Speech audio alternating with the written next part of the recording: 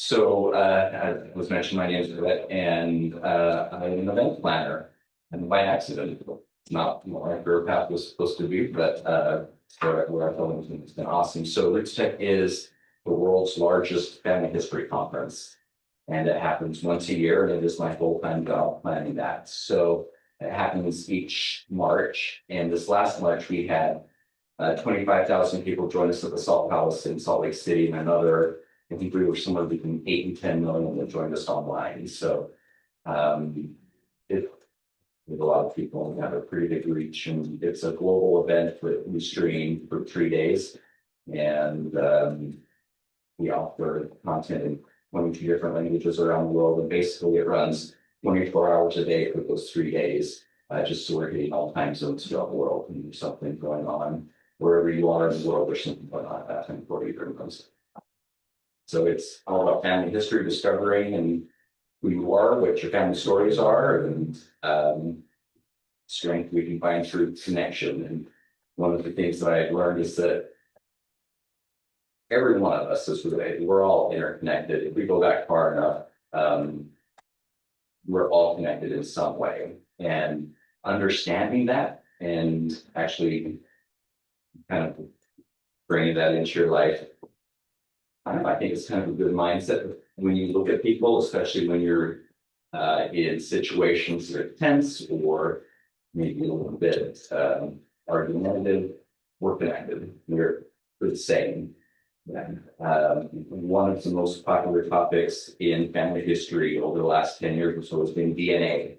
How can I trace my family using DNA? And one of the really interesting things is that when you look at the genome and the DNA tests that we're testing for, 90, I don't remember what the number is, but 99 point something percent of our genome is the same between us. And it's just those few little differences that make me look like me and you and me and everything like that. But we're all very, very similar. And understanding that, how closely related we are, for me, it's been a good way to live my life. So we're not different. We are very much the same. And our differences are good and they're important, but so are those things that bring us together and what makes smart ones. All right, should we have? Yeah. Okay, well, you've kind of given us some background about your industry and what you do and the large organization that you work with. But I wanted to kind of get and hear a little bit about you and where your professional background's at, where you came from, how you got where you are today, education and everything kind of along your career journey. So I studied business in school, and I started working at Verizon Wireless when I was 21 or so, because they would help pay for my tuition. So I worked there, and they paid for a chunk of my school. Really, really nice, but it was never supposed to be a career path or anything. It was just to get through school. And that led me to some opportunities at JetBlue Airways, kind of doing the same sort of thing that I was doing at Verizon, but it was kind of a stepping stone that opened up some doors for me to get into training. So that's where I went with JetBlue, training the people that work at the airport, the check-in counters, the gate agents, baggage agents, and things like that. Pretty much anything that wasn't pilot or flight crew. And I did that for probably 7 or 8 years, doing instructional design and training for all of those different employees. And I'm like 6 years or so into that, Family Search here in Salt Lake City called and asked me to come and interview with them, because the way we were doing training at JetBlue for people who work in our call center, or the call centers, they all work from home. And so we would develop training programs that were designed to be remote and could be delivered to people wherever they were. And so that's something that Family Search was trying to figure out how to do, and they knew that I was doing that. So they called and asked me to come in. And it's not something I was interested in. I was working for an airline, I had 3 flights, it was awesome. Go somewhere new each weekend or whatever. And I got to see some cool things, but after a couple of years of Family Search, come and asked me to come meet with them. I finally did, and they made me for them.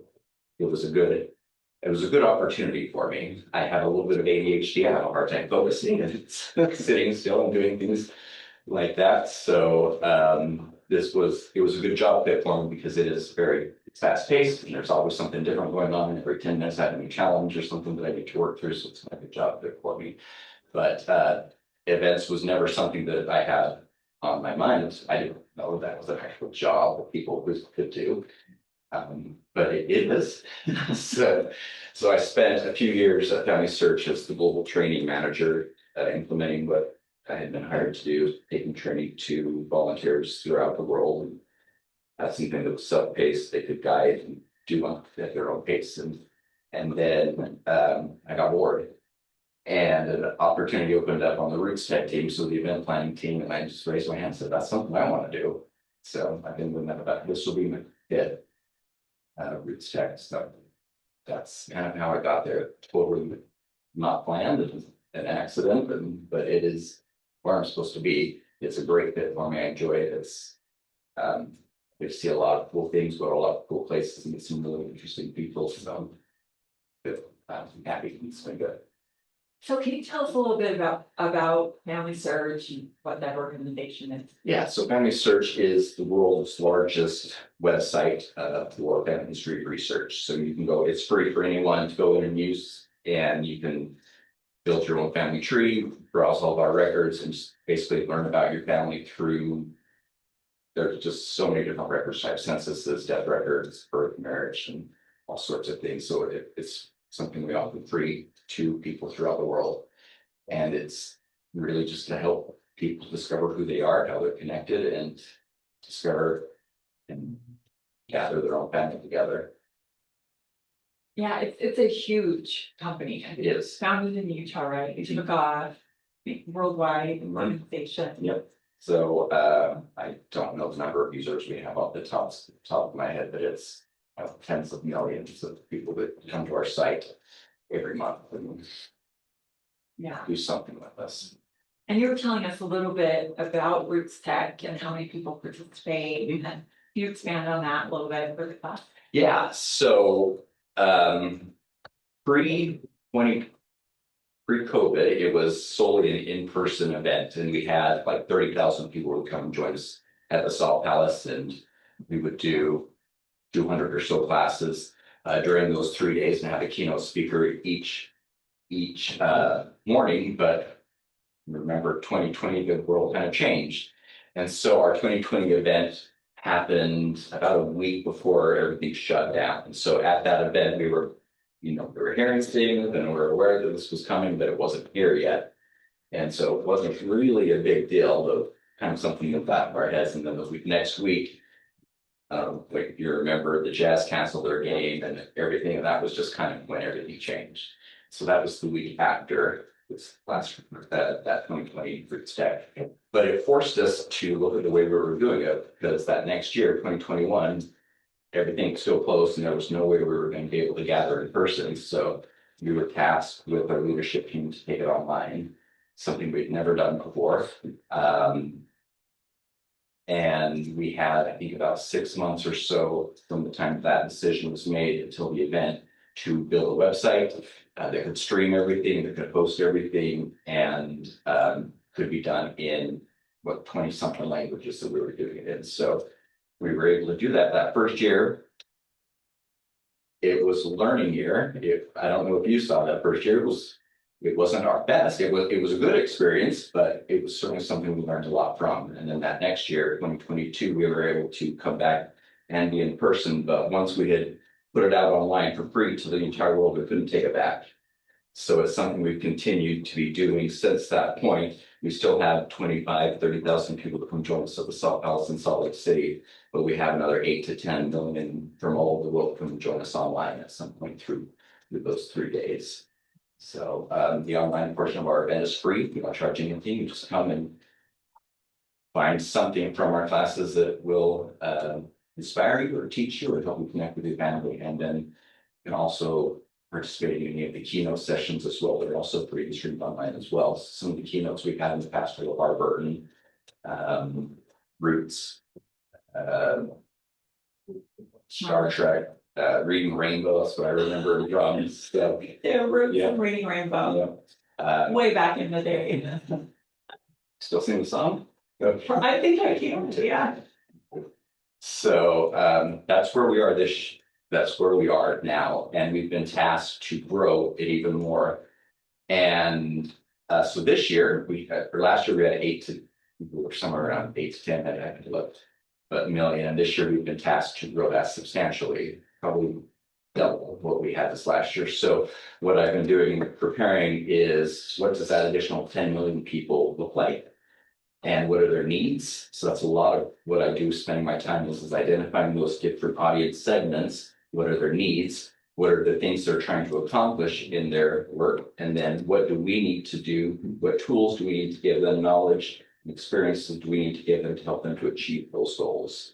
So I spend a lot of time talking to different people out in communities, whether they're people doing Jewish research, African American research, Latin American, whatever. Talking to them and identifying what those needs are. And then we even break it down a little bit more. So within maybe the Latin America researching audience, what do they need? Are they people who are just starting to get into their own family history research, so beginners, a little more advanced, or are they professionals? So we try to have something for them within each of those subgroups as well, so that if you come and join us, that we have something of value for you that helps you achieve those goals. You talked a little bit about pivoting, first of all, in your own career from working from an airline to family history. And then also during COVID, pivoting that whole scenario. So what skills do you think are important when you pivot? What advice do you have about being able to pivot careers or directions? I would say for me, at least, the most important thing is being flexible. Being able to change.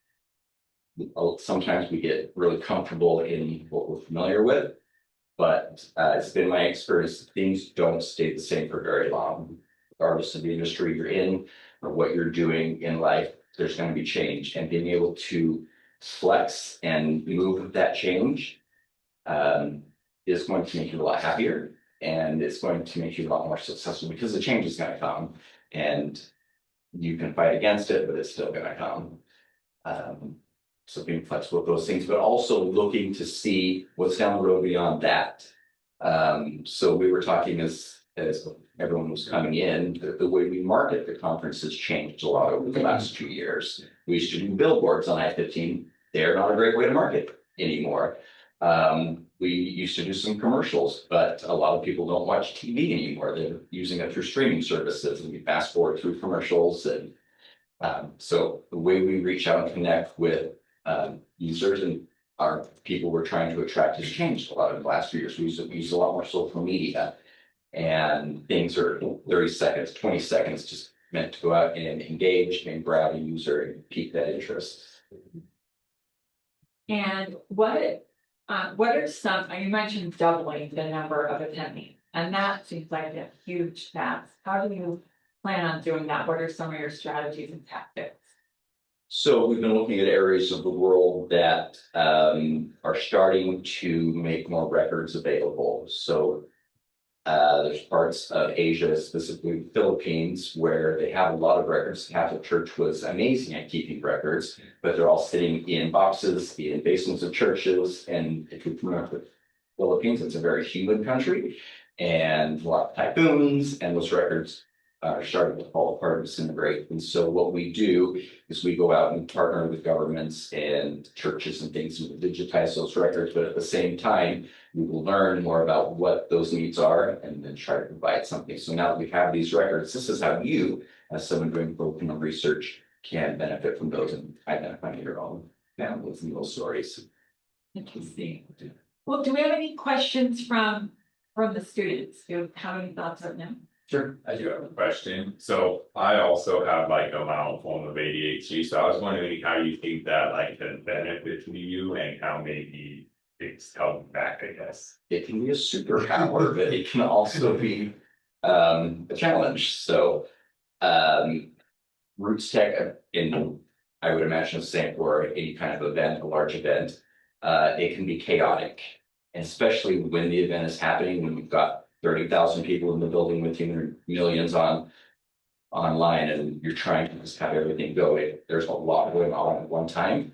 And for me, anyway, ADHD has been a superpower for me because I am super good at pressure and chaos. It's where my brain is anyway, all the time. So it's just natural. So that's what it has been a superpower for me. There's 1,500 things going on at one time. It's all right, I can handle that. But a way that it has been hard is that if there's something that has not grabbed my attention or something that I'm not super passionate about or excited about, it's really hard to find that motivation and turn it on. So I haven't found a super trick for that other than take it in chunks. Do it here till you can't do anymore. Go switch every task, do something else, go for a walk, come back and take the next until you just cannot focus anymore. And then that has worked for me. But sitting at a desk at an office for 8 hours a day staring at my computer was not a good fit for me. I was miserable. But having something where I could continually switch up what I'm focusing on and lots of different things has been a good thing. I don't know if that helped at all. Any other questions? You guys think about questions. We'll keep going. So it sounds like you deal with a lot of different constituents, from people, global leaders, people that are maybe gathering boxes from the basement, all over the world, and the different roles. So how do you adapt your communication style, or how you work with people in such different areas? It's a great question. I remember taking a class here. I don't remember what it was, but it was about communicating with different cultures around the world and communication styles of different cultures. One thing that I've noticed is when I'm talking to teams in Asia, those conversations are different than when I'm talking with our teams in Germany. The Germans are very direct. They tell me exactly what they want. They tell me exactly where I have failed and exactly what I need to do better. I don't get that when I'm talking to our friends in Japan or the Philippines or China. I will share something and everyone nods and says, okay, that's a great idea. And then once the meeting concludes, and that's when I start to hear the feedback.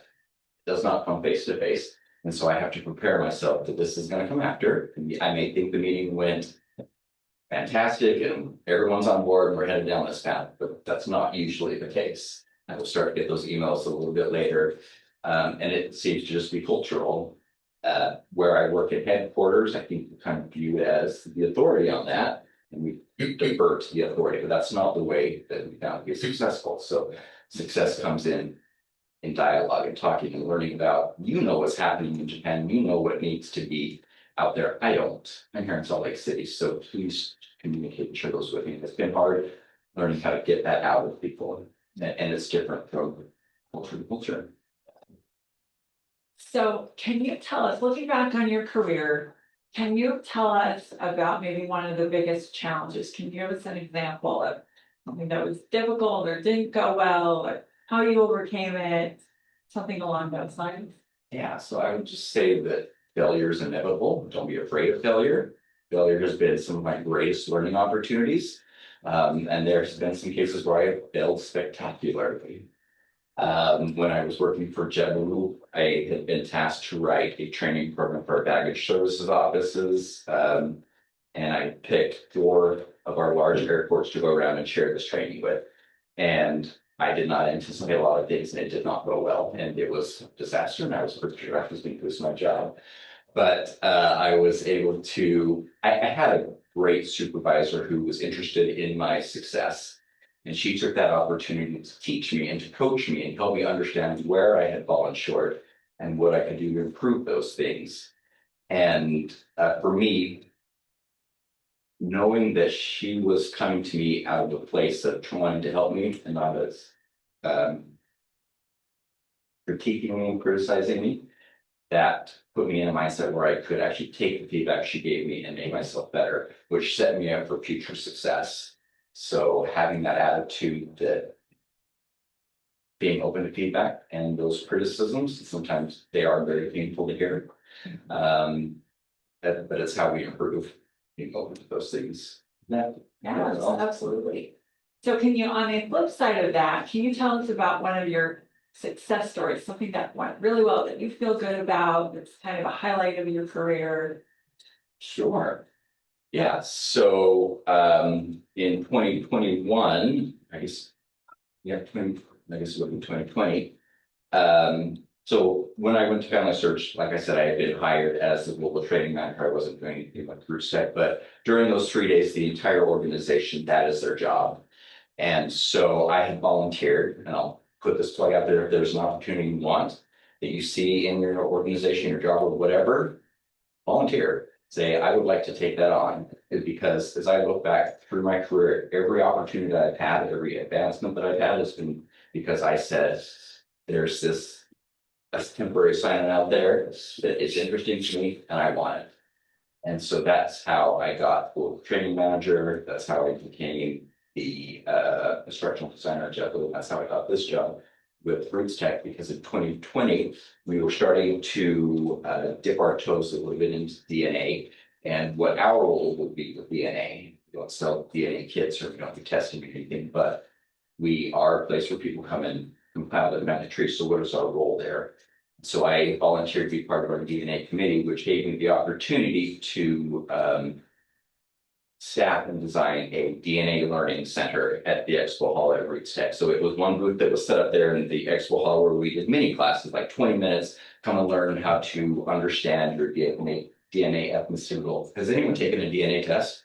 Senior, okay, and so you see your ethnicity results that say you're 50% Greek, 30% Swedish, or whatever.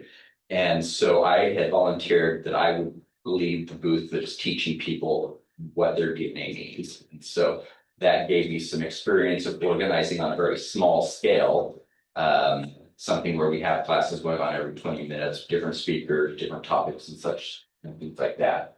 And so that's how I dipped my toe, and I guess I did an okay job because they let me do it again the next year. And we went to London and did a conference in London where I was able to recreate it and take what I had learned from the first one, refine it, and implement it there. And so I did that for about 3 years just as a volunteer assignment.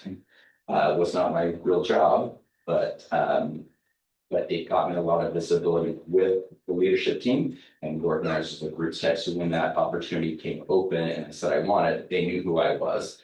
And we knew what I think was capable of doing, because I've been doing it on much smaller scale, but I've been doing it for 3 years. And so that was a great opportunity for me. It's just because I said this is something I want to do.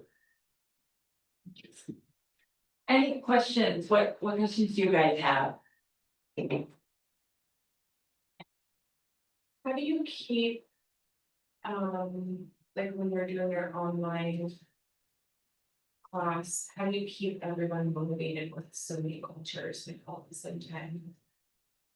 So, If that makes sense. How do you keep some Maybe. people motivated?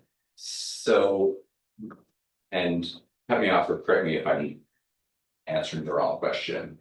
So, we try to have something for all, as much as we can for everyone. So where's your family from?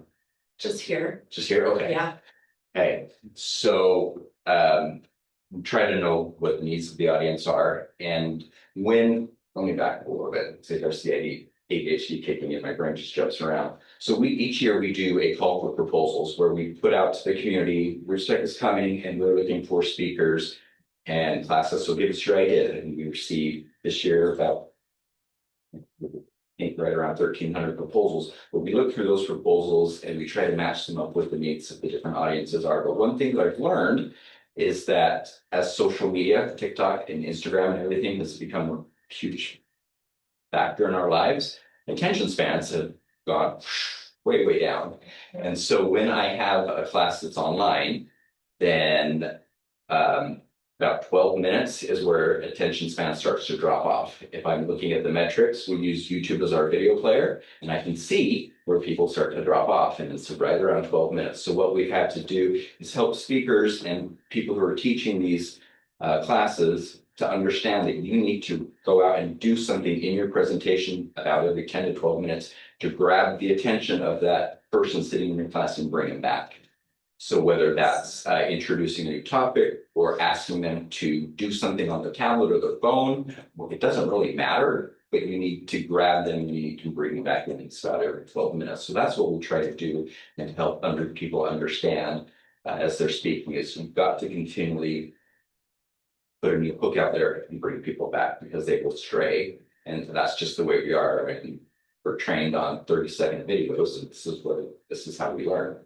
When my furnace breaks, I go to YouTube and I look for that 30-second segment that teaches me how to clean my ignition rod. So did that answer? Did that help at all? Yeah, for sure. Okay. And so we do 3 different class types at the event.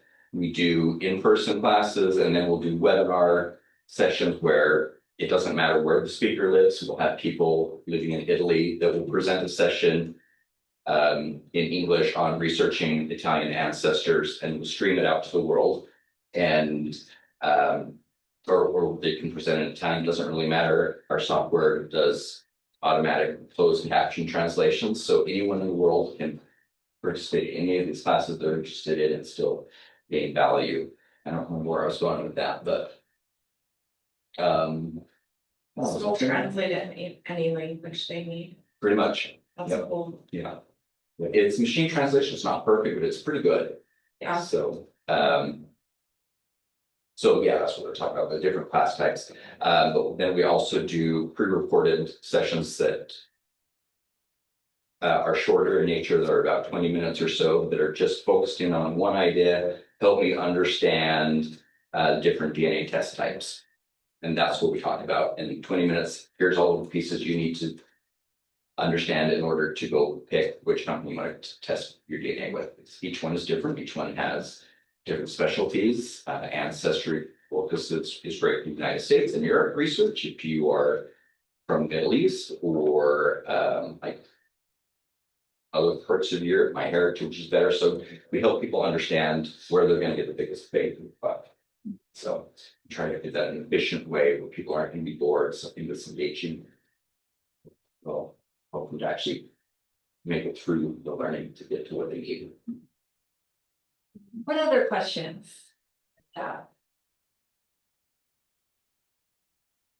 Let's see. Do you have a question? No, I don't think so. Okay. Well, I was wondering kind of about where you see the future of your industry going, whether it's through that as event planning or with RootsTech, or what do you see down the road that you're forecasting might happen? So AI, probably been hearing a lot about that over the last couple of years. ChatGPT became a big thing 3 years ago or so, and now it's improved a lot since then. And that is what I'm seeing a lot of discussion around is AI, both in terms of how you use it in family history research, and then how is it changing the industry. So if I were to talk about how it's changing family history research, you can now read documents in other languages, old handwriting that you couldn't before. AI can translate those things for you, helping to read those documents. It can also just read a document and say, here are the names in these documents, here are the birthdays, here are the death dates, and it just pulls all that information out for you. Whereas in the past, you would have to, I'm dating myself, but you'd have to scroll through microfilm on one of those readers, and you have to read every page of that to pull up those pieces of information. So that is one big thing we're seeing. Languages are no longer, it's not there yet, but it's getting there, are no longer a barrier, and it's improving every day. So the AI classes that we're going to have at RootsTech this year, I'm guessing will probably be outdated within 3 to 4 months of the conference because it is changing so fast. The sessions that we had this last year, some of the principles are the same about how to use AI, but the way it actually works is so different than it was last year that I've had to pull those classes out of our library because it's not relevant anymore. And one of the most challenging parts of my job is, so we have 500 classes, 300 different speakers, 22 languages, but scheduling all of that out across the 72 hours of the conference, and it's a challenge to make sure that I don't have like 3 Italian research classes all at the same time and then nothing down here or whatever. But AI is getting to a point where I can upload a spreadsheet of all of my classes in there. These are the topics, these are the subtopics. And this is, and then I just tell AI, I want X number of beginner classes, X number of advanced classes, X number of intermediate classes. And I want it to, I'll set the parameters with it. And it is plotting all of that for me. It's saying, all right, so you need this group of classes on this day, you need these here and these here, and that will give you a balance throughout your 3 days. So what used to take me probably 2 weeks to do is now like a 10-minute task for me. So it's a huge change. I don't feel threatened by it because my job will change. It gives me all that additional time where I can learn more about my audience, so that I can make better decisions for them. I can counsel more with our stakeholders throughout the world. That's what I wanted to know. We all know that AI is changing every industry, and that some skills, some topics and tasks will be overtaken by AI. But what would you recommend to set yourself apart in this world that's going towards AI? How do you prove your value as a human, and what skills do you need to do that? I'm still learning about that, so my answer may change next year, but right now, where we are is the communication, the personal thing. I can learn things by talking to someone else that AI isn't going to get out of those conversations. I can talk to my stakeholders and colleagues around the world, and I'm going to learn things that I'm going to hear through their tone of voice, facial expressions that I'm not going to pick up through AI. I mean, I could just ask AI to say, what are the most frequently searched research terms for Japan? And it's going to give me this list of things, but I don't know how that really fits together when it hits the ground with people. So that is one thing that we can do. So don't be threatened by it. It's not going to go away, but I just see how those opportunities that you have that cannot be replaced. And it's that human part. Communication skill. Yep. And The interpersonal skills and relationships. Yeah, yeah, What was that? like critical thinking and communication for sure. So I'm very old fashioned and AI just blows me away. How accurate? Have you run into problems with accuracy?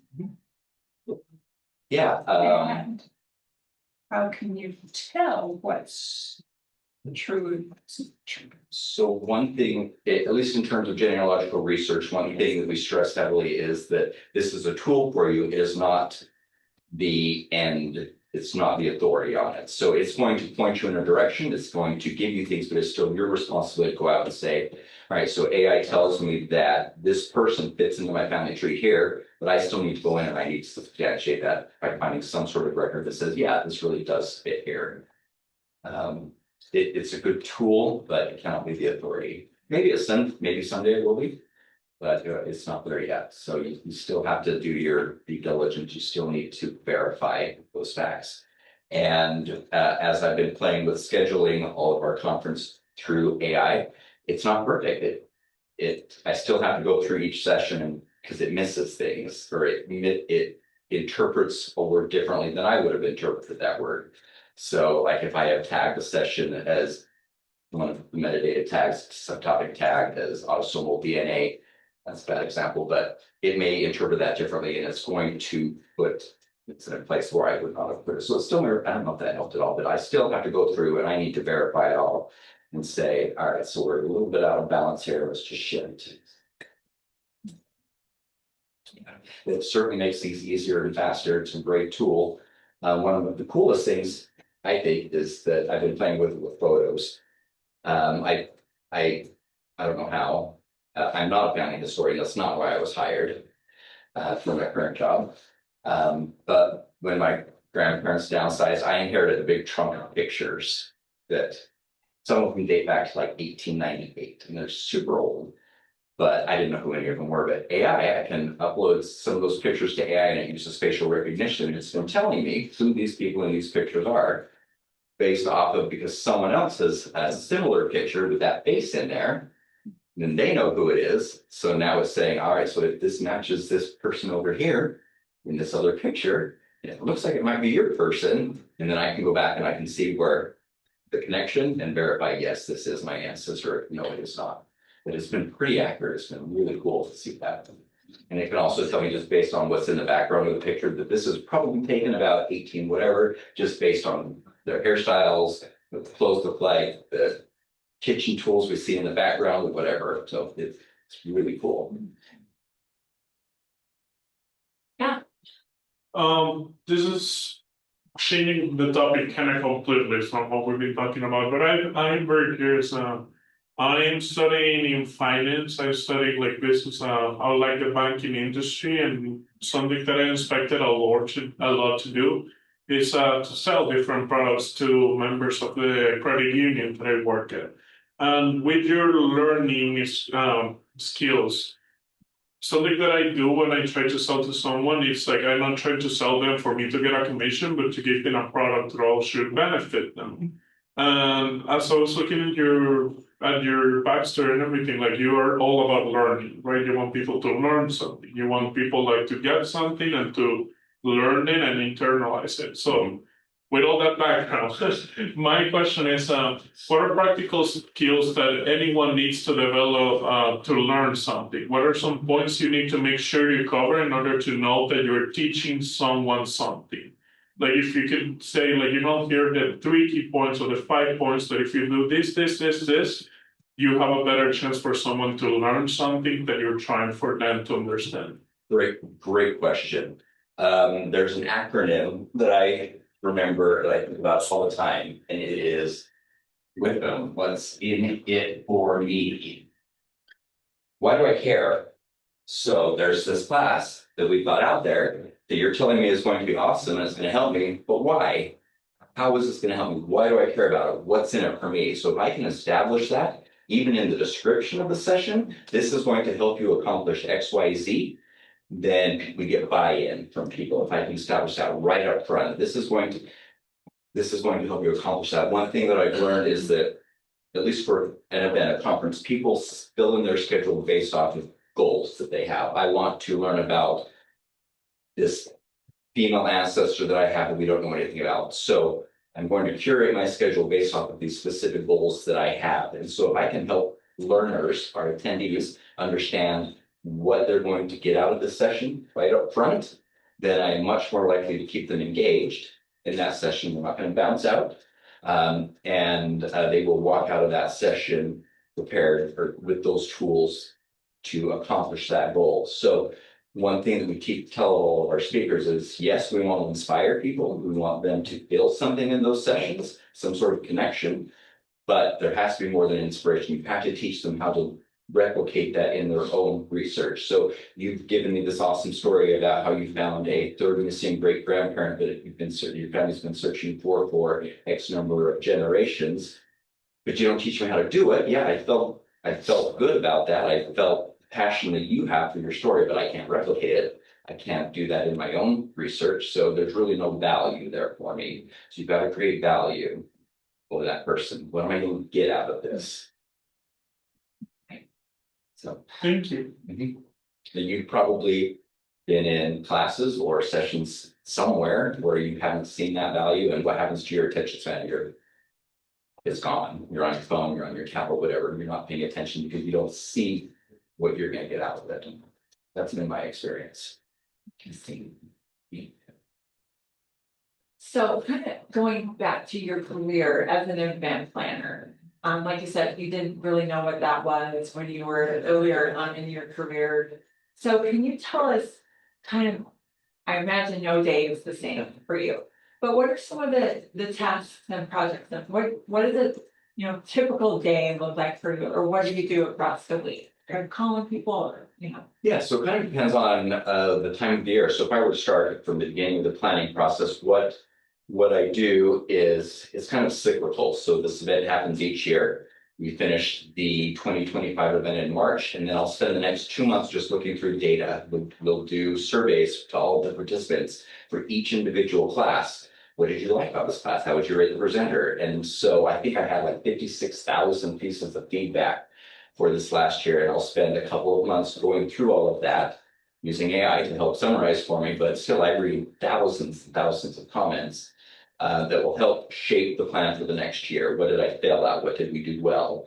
And then, starting in about May, I put out an invitation to the community. Give us your ideas. What would you like to speak about at RootsTech? And we received about 1,300 of those proposals over a 6-week period from all over the world. And then I will go through all of those proposals and I will sync it up with what I've learned from talking to different stakeholders around the world, looking at the feedback from the previous event, and then looking at where the industry is headed. And we take all of those data points and then that shapes my plan for the next year. So I just finished sending out the invitations for those proposals that we accepted. 1,300 submitted and we accepted about 500 of those around the world. And so now what I will be doing is working with each of those speakers. I have a team of people that help me, but we will be helping them prepare their sessions for the event. Helping. A lot of them are very experienced speakers and they don't need a lot of hand holding, but some of them are newer in this space, and we'll spend some time helping them to learn some good principles for speaking, even things like designing a PowerPoint for a room that is going to seat 1,100 people. Some of the things that you're going to want to do to make that readable for people. You know, you can't have things you don't necessarily think about, the font size, colors. Our audience that typically joins us in the South House is a little bit older. They're in their 60s and 70s. And so we want to be conscious of those needs. And my eyes aren't what they were years ago. So things like that. But also what we talked about earlier is grabbing people's attention, switching things up, re-engaging them periodically throughout the session so that you keep that. And so I will continue to do that through about through the end of October. And then we start hitting some deadlines where these speakers need to start submitting materials so they get paid. They have to do vendor forms, tax things, so I can pay them, making hotel reservations. So we're bringing people in from all over the world. And so there's a lot of logistics, flights, hotels and things, and making sure that they can eat and all that sorts of things. So I'll spend a couple of months doing that. And then in about December, we hit a deadline where all of our pre-recorded materials have to be submitted. And we have to review every single piece of material that gets submitted because we're going to be publishing it on our website. And I have to make sure that what we're putting out there represents our brand well. And so we watch every video, I read every syllabus, look through every slide deck, just to see if there's anything that could be potentially embarrassing or divisive in the community. For the last couple of years, there's a lot of passion on it. There's a lot of stuff going on in the world. Israel, Palestine, a lot of different people on both sides of those things. And so I want to make sure that I am providing a place and experience for people where we're not dividing, where we're bringing people together. And that comes in our materials too. So spend a lot of time going through that. And there's copyright violations and things we have to look at too, all sorts of considerations, but that takes a whole lot of time to go through. So I say that basically December, January, and February of my life are pretty chaotic because those 3 months as we lead up to the event, and February pretty much doesn't exist. It's work. It's chaos, and I love it. But, just trying to meet all of those deadlines. And when I've got 300 different speakers with 500 different sessions, there's a lot of moving pieces in there. And for it all to move, the flow smoothly through the process of the workflow so we get us to the end, everything has to hit and deadlines have to be met. And so understanding all of that and how every piece builds on another piece and it's all interrelated, it takes a lot of time. A whole breadth of Yes. tasks and jobs and. Yeah, so I work from home most of the time, and in my home office, there is an entire wall that is just a big whiteboard, and it's my schedule for the event. It's basically just a big grid that I put up there, and every one of my classes on a post-it sheet, because I like to be able to see everything at one time, so I can, I guess that was a passion, was posted, it's not digital, but then I can stand back and I can look and I can see all of my different trends that are happening, what I've got scheduled, and I can start moving post-its to plot out, fix my goals. And then at that point, then I'll digitize it all, put it into a spreadsheet so that I can share it out with other people. That's how my process is I basically put it all on the wall and I stare at it for about a month and a half and find out all of my problems. fix those as we go. Problem solved. So, yeah. Yeah, What other questions do we have? there are a lot of different personality styles when you're talking to 300 different speakers, a lot of different technology skills. And so, and a lot of the speakers are returning. So I built these relationships with them over the last 4 or 5 years or so. So I know kind of what to expect. And that's very valuable too. That relationship was good, but so I know how to help them. And then when there's new speakers, I need to take that time to get to know them a little bit. But it comes down to relationships and how you connect with them. My goal is not only to provide our participants and our attendees an awesome experience at RootsTech, but also our speakers. They're my priority. That's what I get paid to do, is take care of them. So my goal is to make sure that they have a world-class, amazing experience when they come speak with us. So whatever their needs are, they can tell me, and I will do my best to take care of them. If they need a stool or a special kind of pillow in their hotel or food allergies or whatever, I'm here to take care of it and just make sure this is a awesome experience. What would you say are some of the, like, maybe some of the most important things that you need to know if you're going into event planning? Or what does a career in event planning look like? Or what are some of the misconceptions maybe why people think event planning? I don't know about misconceptions, but when I always thought of event planning, I would think about things like weddings and parties and birthdays and things like that. But there's much more to it. There's corporate events, things like Vultures Deciding Bag. They do a huge conference like that. The Outdoor Retailers, Sundance Film Festival. All of those things are events. And if it's something you're interested in, I would just say the key there is flexibility. It changes and moves so fast that you have to be able to pivot. You have to be able to make decisions quickly, especially when you are right there in the heat of the event and there's thousands of people asking you things all at the same time. You've got to be able to make those decisions and think quickly. And so really knowing the event inside of that and out makes that a lot easier. And again, don't be afraid to fail. Don't be afraid to try new things.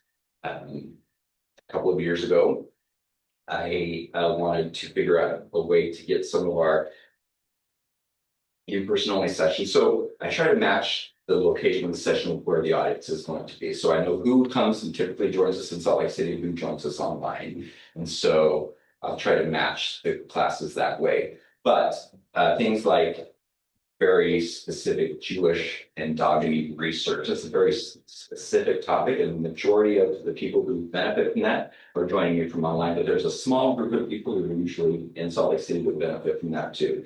The point of the story is I was trying to figure out a way to meet these in both audiences, where I can't have this class in one of our regular classrooms because they seat 500 people. I'm going to have like 30 people that will benefit from that class, but there's thousands online that will benefit from it. So I was tasked to figure out how to do that. And so it was my brilliant idea to put a space in our expo hall where people could just come in and watch these webinars that are being streamed. And that way we can get both those audiences, and it filled spectacularly. Nobody watched them. People would go and sit down for a few minutes and they would leave. And I was curious why. It's just because it was in our expo hall, and there it's a big part of the event where there's just vendors and booths. It's very noisy, a lot of action, and it was a bad place for people to learn. So I learned that the first year, and I was told to do it again the next year because there was still value in it. But what do I need to do to improve? And so what we did is we got headsets for everyone. The speaker wore a microphone. I'm sorry, I'm getting two things mixed up, but everyone wore headphones in that space so they could hear the speaker that was online and kind of drowned out all the other noises, so they could work better. So yeah, and then this last year we brought in some of those speakers and we had them in person in Salt Lake City, still trying to do the same thing, but they were there in that expo hall space so they could speak to those 30 people, still the thousands online, and then they wore a headset with a microphone. If you think translators, the UN or whatever, same sort of idea. The speaker would wear one and everyone else sat in that space with headphones so they could hear it. And then we provided translation services just so they could hear their own language. So I think that's probably one thing that I glossed over is that there are a lot of different needs from people that come, and knowing what those needs are. Do we need ASL interpretation? Are we going to have people that have visually impaired? How do we meet those needs? What are the choke points through the building? Where are we going to have congestion and time for those sorts of things? So all of those things have to be thought about. It's very deliberate. It doesn't happen just organically. If you believe at the chance, then we're gonna have traffic jams in the hallway and there are hundreds of people trying to use the restroom all at the same time and a mile long line for lunch. It just does not work out well. So you have to think about all of these little details that I would have never even remodeled across my mind before. Well, just as we wrap up, what advice do you have for students beginning their careers, exploring opportunities? What would you say to these students as advice, pieces of advice that you've learned? What do you want them to know? For a mentor, I owe a lot of my success in my career to people who took an interest in me, who cared about my success. If I look back at, I think there's probably 3 real points in my career that someone took an interest in me and helped me to be successful. So identify who that person is and ask questions, take advantage of those relationships, and don't be afraid to fail. Failure is part of life, and failure is part of learning, and failure is a part of success, I would say too. So when I was a student here, one of my professors gave me a list of different things that you compile through life, a piece of advice, and one of them is don't be afraid to fail. There's nothing more pathetic than an adult that won't try. So try. If you fail, learn from it, change, and move on. Failure is really only failure if you give up. You know, it sounds cliche and we hear it all the time, but it's true. And if you see something you want out there, an opportunity, volunteer for it. That's how you gain visibility, and that's how people know who you are, what you're capable of, and at least in my experience. And take advantage of those relationships. Every job that I've ever had, with the exception of one, is because I knew someone. I networked. And I hate networking. Hated it, it was torture. But that is how I have had opportunities and success from its relationships. Again, something AI can't do. AI cannot do. No, it can help you with your resume, but it can't help you build those relationships. So as painful as they may be, so personality types, introverts, I hate it, but it's important. So take advantage of those. All right. Well, thank you so much, Rhett. We appreciate you coming.